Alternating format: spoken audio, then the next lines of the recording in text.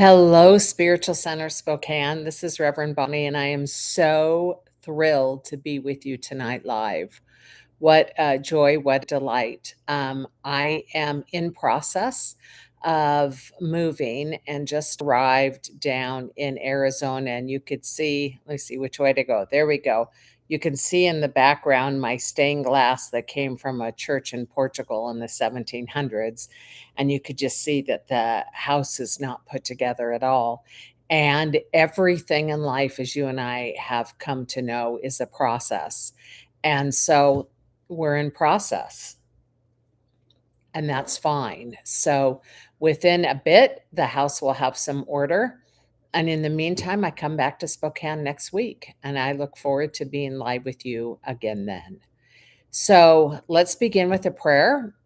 Then my plan is to speak more about Thecla and the acts of Paul and Thecla tonight. And then we'll continue with it next week. So let's go ahead and just close our eyes. Feel your body on the chair which you're sitting in. Just feel your body being fully and completely supported. I like to say that this is a reminder to me that I am fully and completely supported by God. That all of my support is from God, my skill, my talent, my ideas, my relationships, my connections, my wealth, my physical well being, all is the support, the manifest support of God.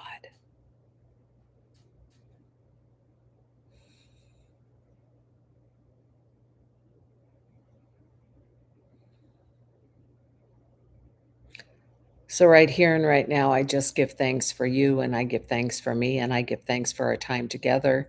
I give thanks for the work that was written about Paul and Thecla.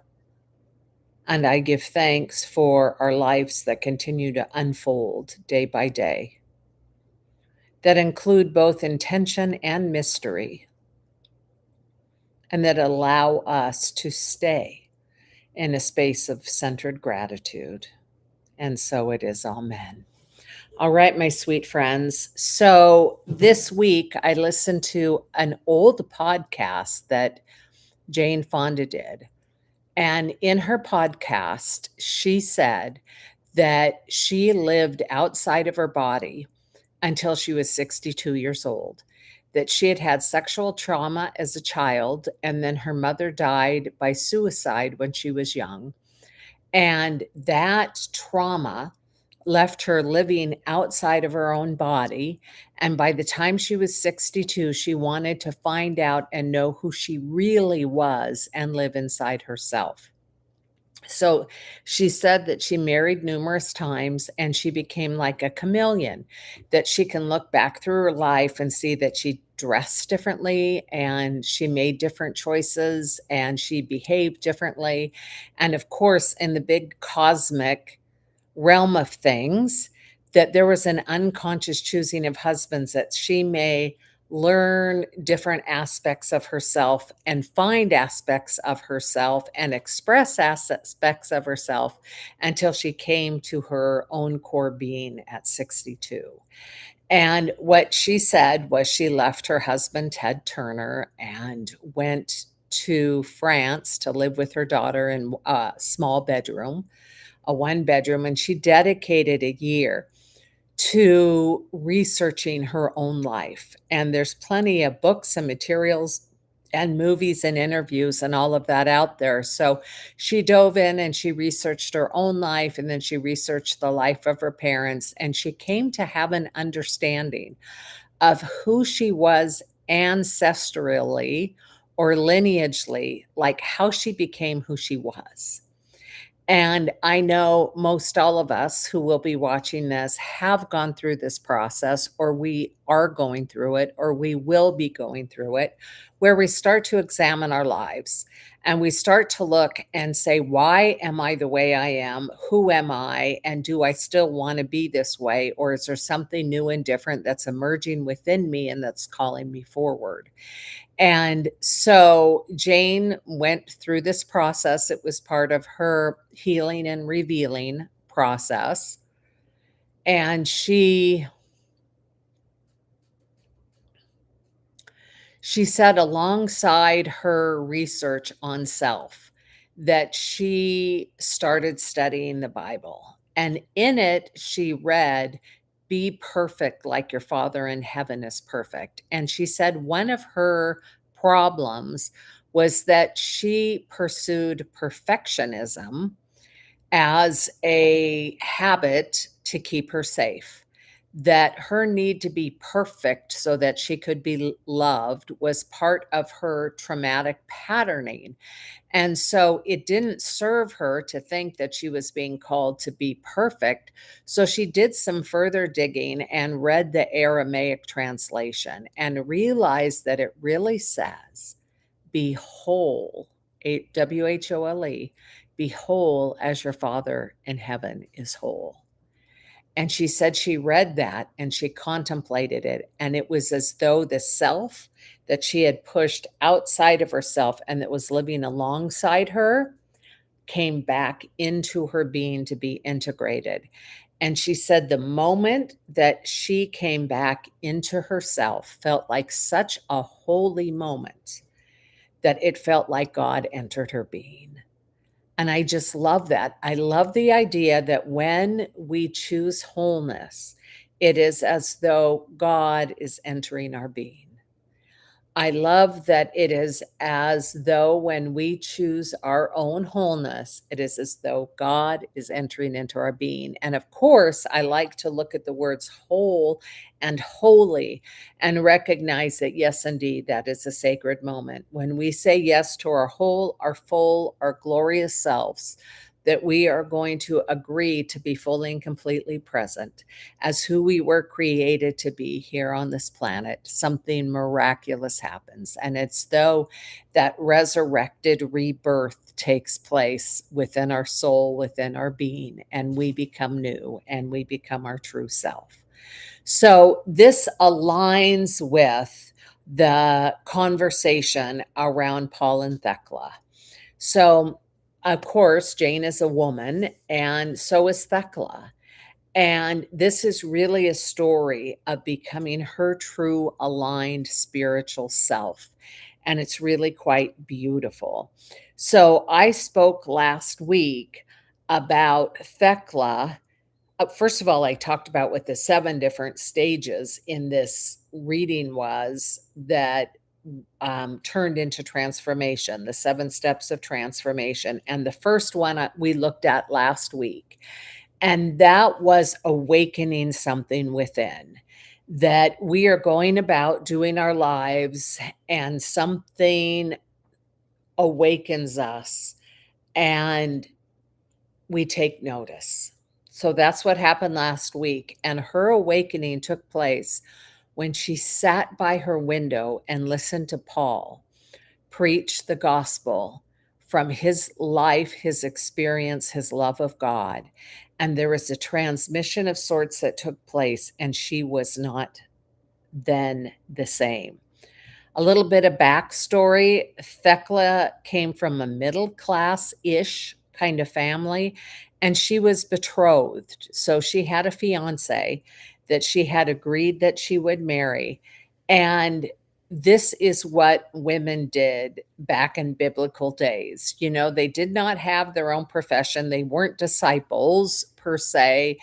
They had a job of being at home and tending the family.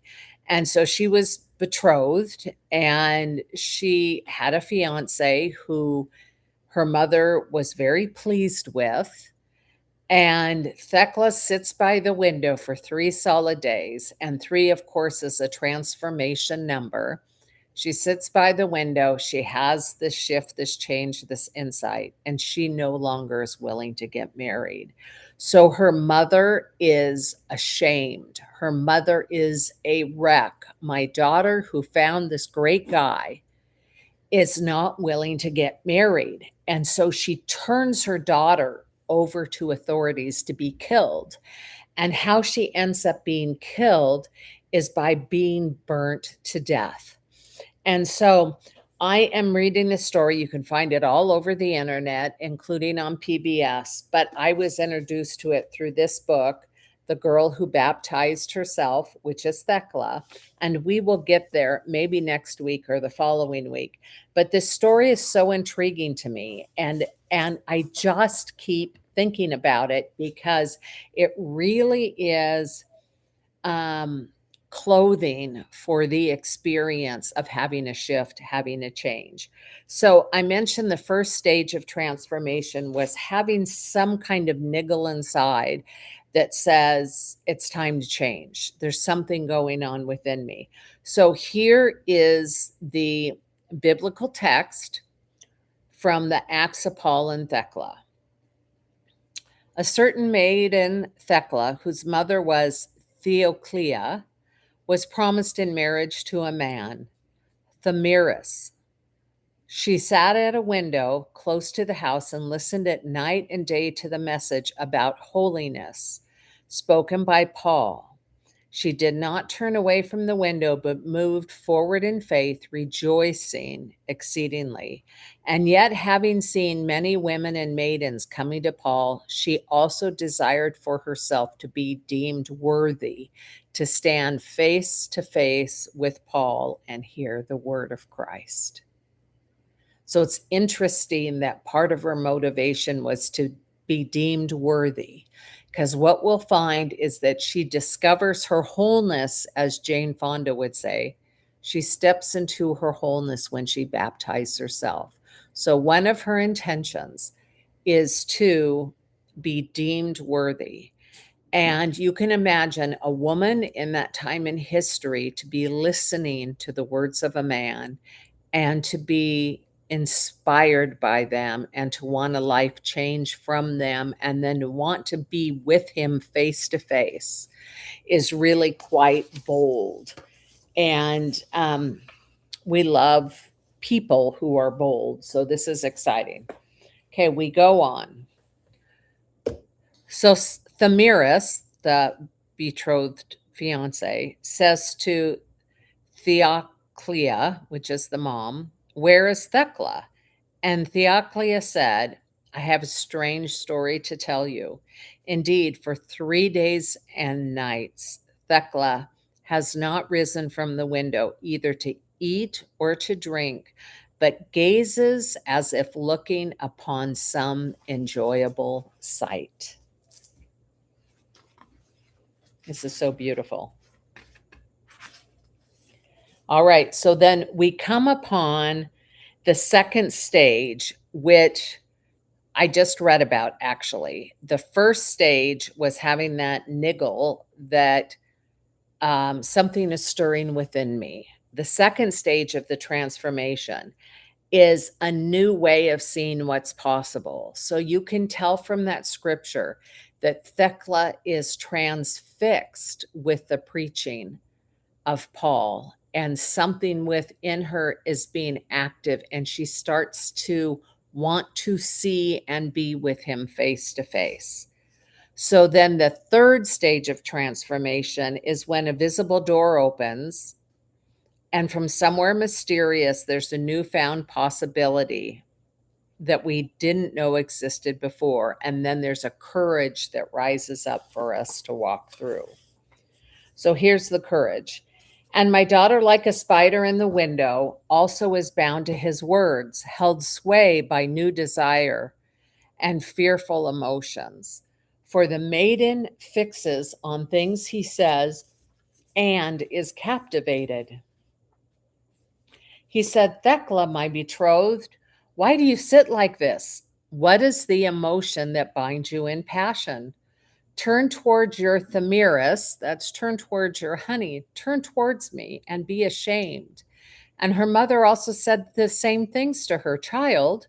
"Why do you look down and sit like this, answering nothing but acting like a mad person?" And they cried desperately.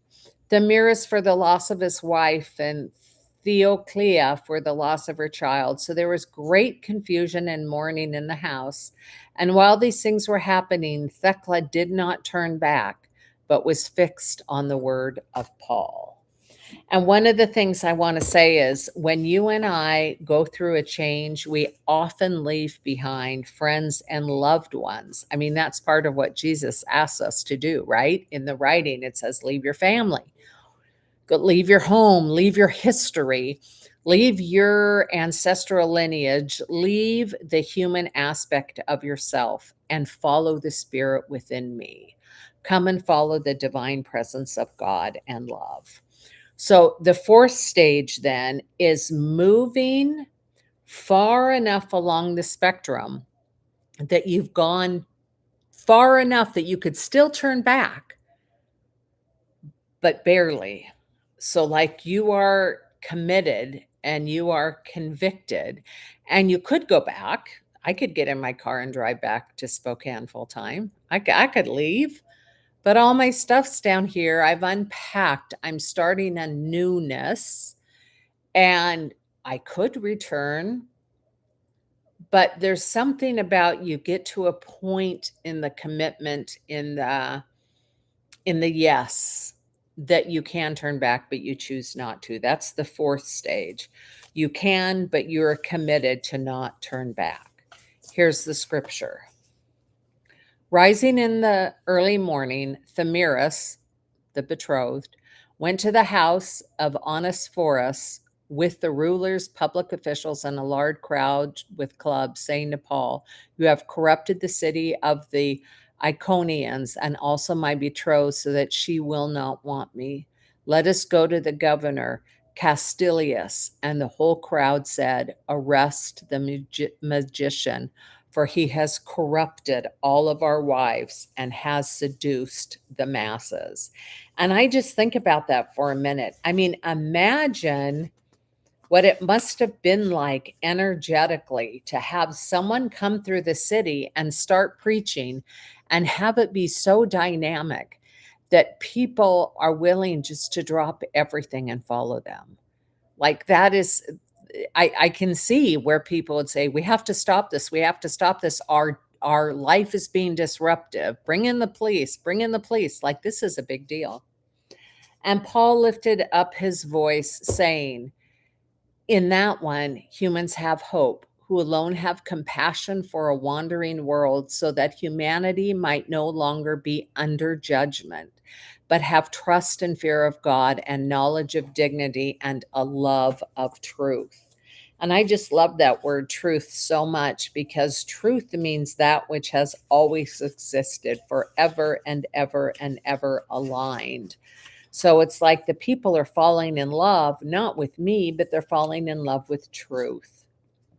But the night, Thecla took off her bracelets and gave them to the gatekeeper, and the door was open for her. She went into the prison and gave the jailer a silver mirror. So she was taken to jail because she refused to get married.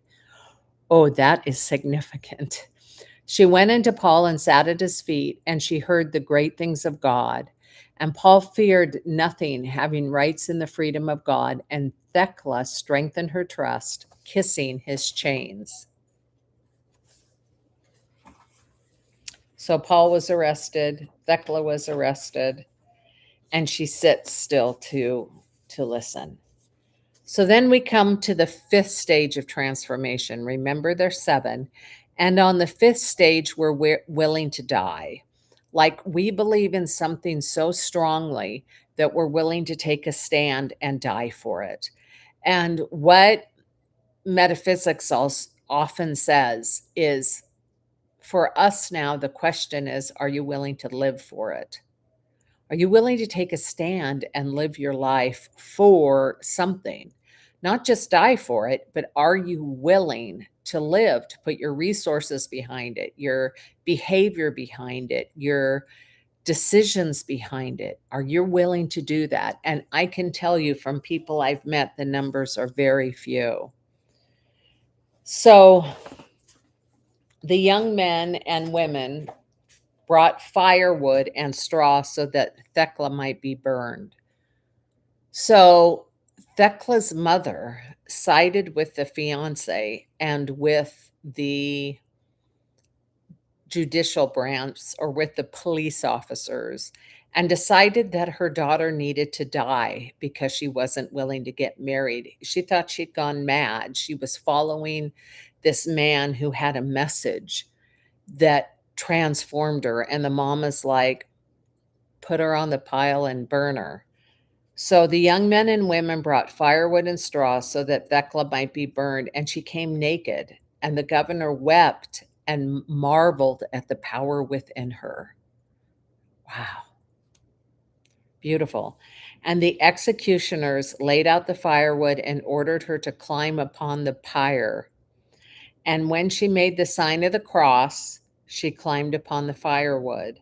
They lit it, and a great fire blazed, but the fire did not touch her.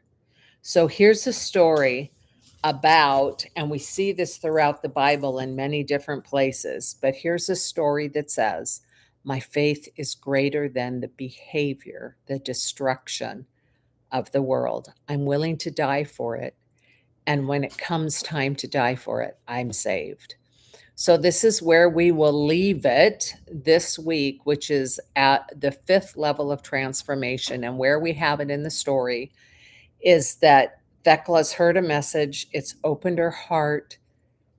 She has said no to her willingness to get married, to follow the status quo. And she has said yes to following this desire within her to move forward. Wow. She's gone against the culture. Then the culture tries to take her down and she rises, which is just absolutely beautiful. So I have been contemplating metaphysically the role of the mother and like, what does mother mean in this context? When we think that everything is symbolic and this is a story of our soul, what does it mean for the mother to say, burn my daughter? And to me, what it stands for symbolically is the human lineage. Again, like when Jesus says, leave your family, leave all your stuff, come follow me. This to me is like Thecla doing that, and the response being that which was left behind, trying to hold on, being the mother. It also means to me, um, with the human lineage, the egoic self, the temporary part of our being, that it's the spirit part that says, go ahead and burn me because there's something greater going on. I will die. And the human part of us is what's saying, no, don't, no, don't. So, and and I think there's some symbology in this about being born again, because Jesus talked about being born first of the human and then second of the spirit. And so the mother is trying to hold on to Thecla, and she is saying no to that. And so that the mother is being born of the human, and her response is, I'm going to follow spirit. So that's where we're gonna stop today, and, wow, I hope that your life is as magical as mine is. I just, whether it is, quote, unquote, "good or bad," or I like it or I don't like it, or things are easy or hard, there's just such a satisfaction in being alive and in having the agency of choice. Choice is our directional tool. We choose to go right or we choose to go left. And depending upon the way that we choose to go, determines the direction in which we're headed. So we can choose to go to the limited self, or we can choose to follow the Christ within, the God within, the Mother Mary within, the love within, and go in a different direction. So we're always at choice. And no matter what things look like in form, my choice still exists. I still get to be a right left gal, an in out gal, a spirit form gal. I still get to have those choices. And so it's my intent, hope, desire that for you, you're aware of that privilege, and can appreciate it. Yeah. Yeah. All right. I love you very much. I look forward to seeing you again next week, and let's meditate together. Mm. And so let's close our eyes. Let's take a nice big deep breath. Let's make it loud. Ah.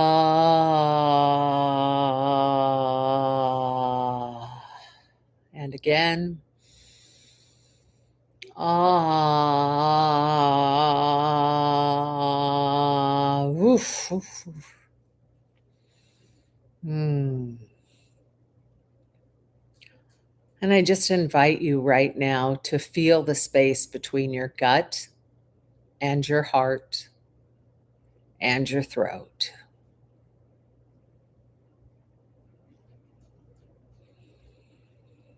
Those three chakras, those three energy centers, the gut, the heart, and the throat.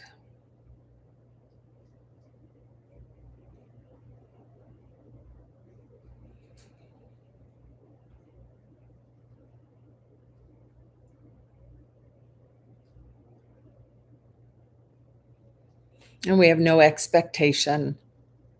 We're just going to sit with those three centers being awake and aware. And if our attention starts to wander, we just pull it back.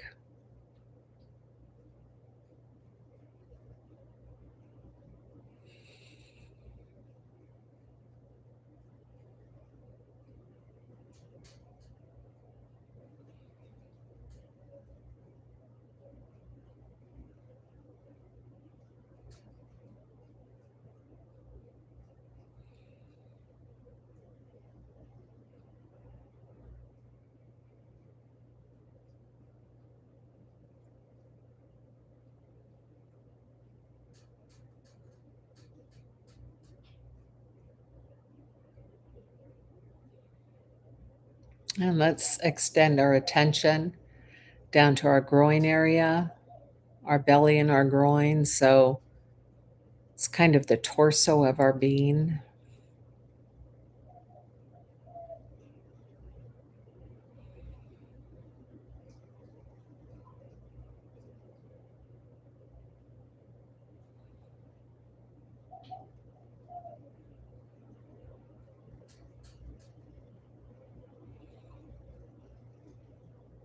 And down to the bottom of our feet, into the ground. So our attention is grounded all the way up to our heart chakra. And we're just going to breathe.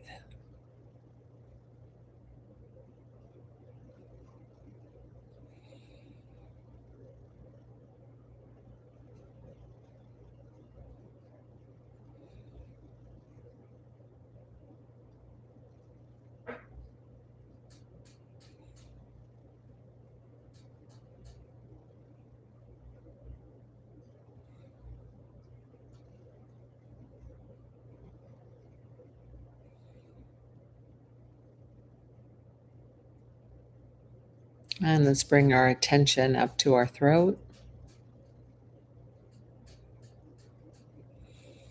So that our attention is from our throat all the way down to our feet and into the ground.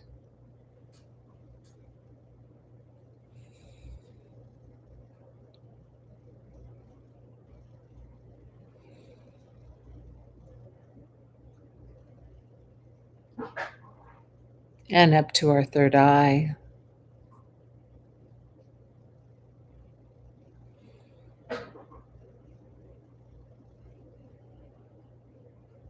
And to the top of our head.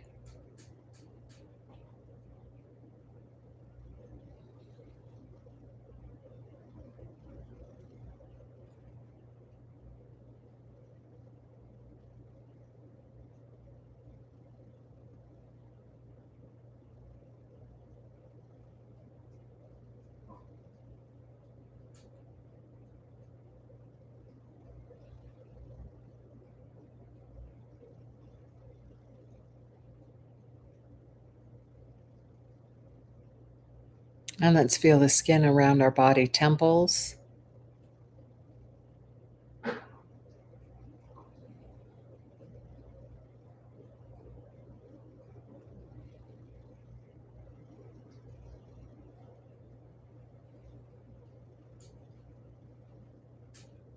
And let's just feel the energy right outside of our skin.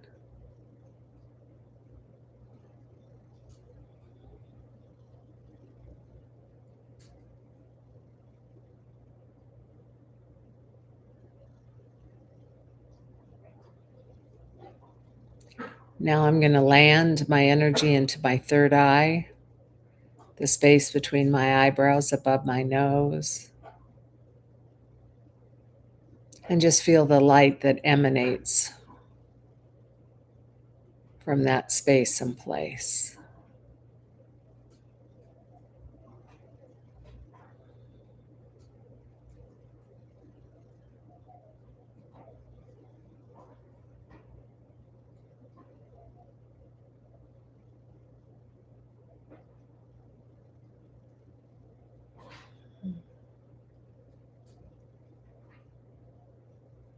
And if you notice your body swaying, just let it sway.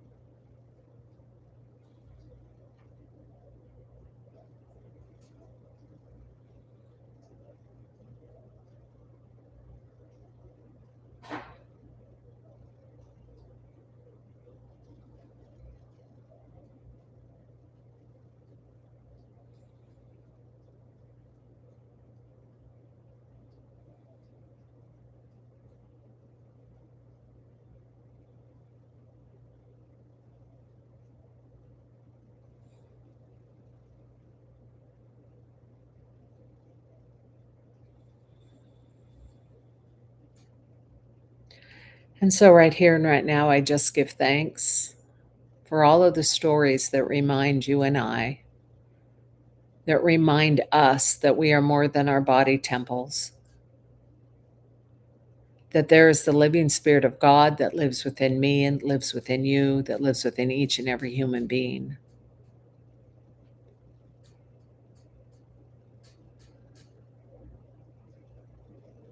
And I just give thanks for this series of talks that remind us that historically or metaphysically, there's this female energy that also said yes to the divine presence within and felt and knew its power so significantly that it knew that even death could not quench it, could not take it, could not end it. And so, as all of us are in flesh mortal, we take comfort in recognizing that the qualities of God are indeed eternal. And it's more than comfort, it's a internal power, presence, guidance system that allows us to a yes and a greater yes.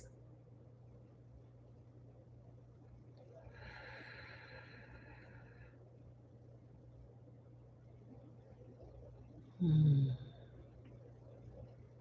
And so I know I'm never alone. I know the presence of God is with me now and always will be. I am never alone. You are never alone.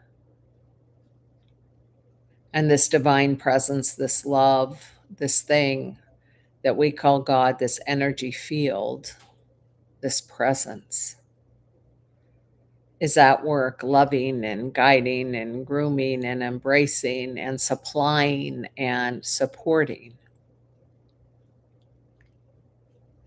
the whole self that we are. And so I celebrate this presence of God. I celebrate this presence of love. And I allow it to bless me and guide me as I move forward on this week. I know with God all is possible. And so I speak words of possibility all week long. And so for this and so much more, I give thanks. I release this prayer into the love and into the law of God. And together we say, and so it is. Amen. Love and blessing, my friends. Go forth and prosper.